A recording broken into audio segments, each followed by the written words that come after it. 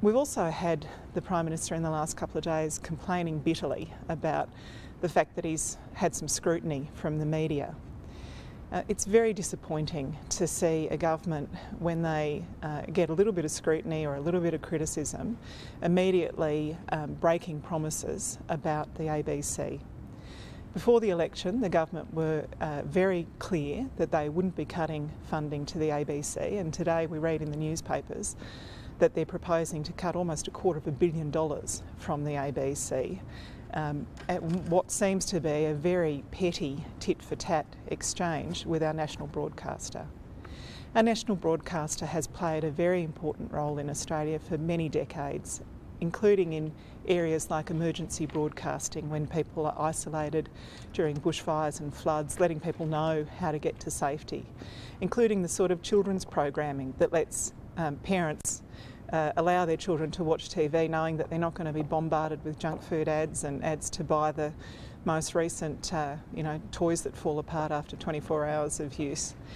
Including Australian drama and comedy that gives a unique Australian voice to the world and shows to the world the type of community that we are and the type of society that we are. So I'd say again, it's very disappointing that the minute the new government gets any scrutiny for its broken promises, it starts looking for someone to blame and proposes attacking the ABC with a very substantial cut to its funding.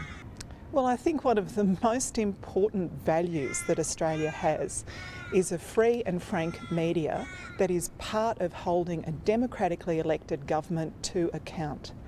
One of the most important things we can say about Australia is we live in a democracy and any Australian is allowed to raise questions about government policy or the way the government is carrying out the things that it promised it would do. I think that is a fantastic value to show to the world, that it's okay to criticise, it's okay to be part of a debate, and the government has every right to respond to that criticism. That is part of our democratic debate in Australia, and I'm proud of it, and I'm very happy for the world to see that in Australia you can stand up, you can criticise the government can respond, and everybody goes home that night safe and sound.